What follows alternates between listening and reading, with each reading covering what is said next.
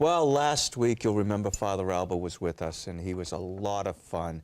He was a guest on Friday. And today we meet his sister. Sister Bridget, thank you. Two Haases in 1 week. You know what? And it's great because it really was a lot of fun.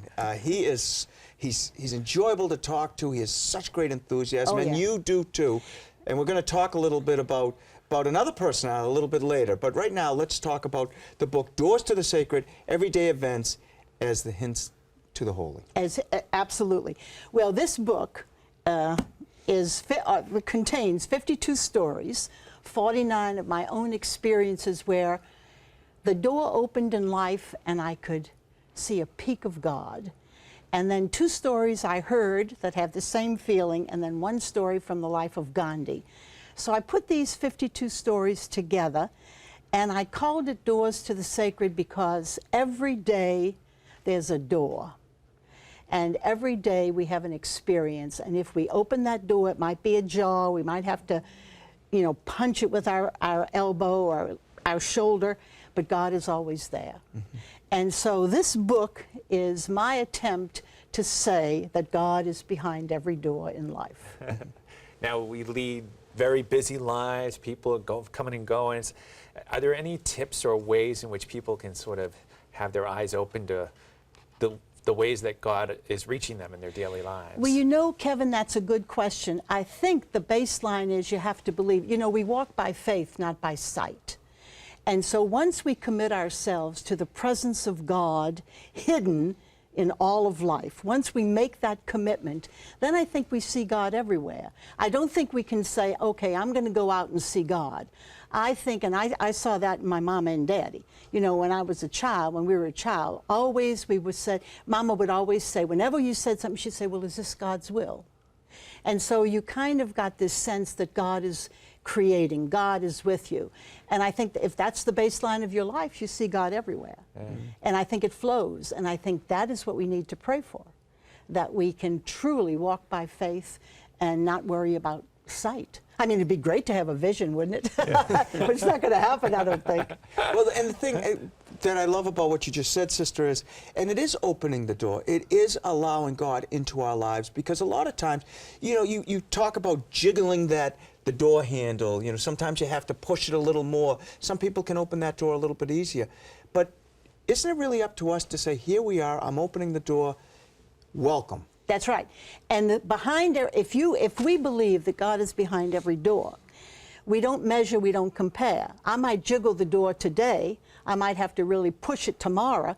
The next day it might be open, it just flies open. Mm-hmm. Because we never know the temperature, so to speak, of our spiritual life.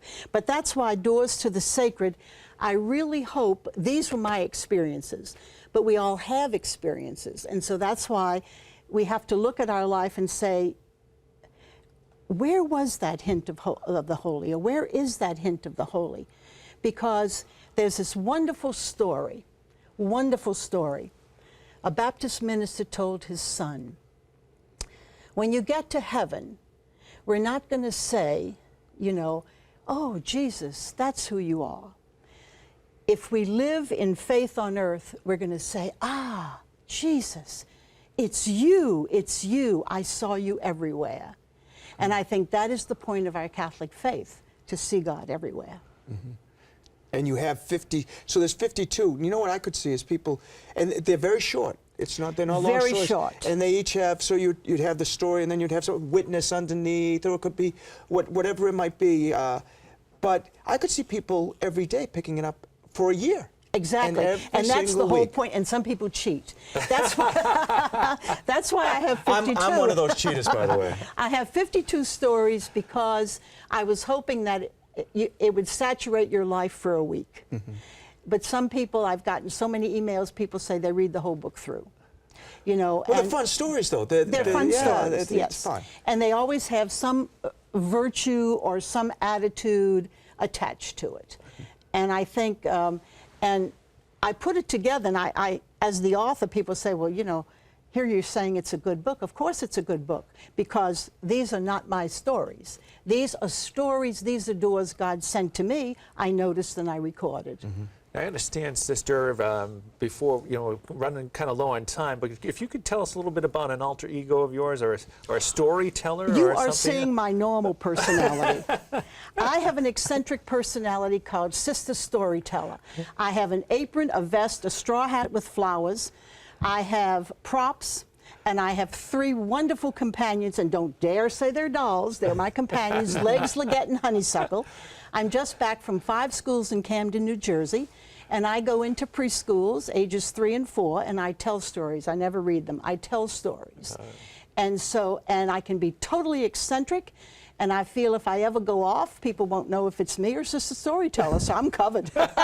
And it is. It's so colorful, too. Yes. It's very, very colorful. It is. And do I have time to tell you why I am? Sure.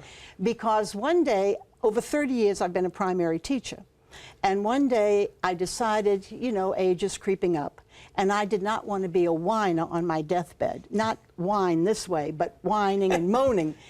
And I would say, God would say, it's time to come home. And I'd say, wait, I have one more thing to do. And God would say, look, you had plenty of time to do it. You just didn't.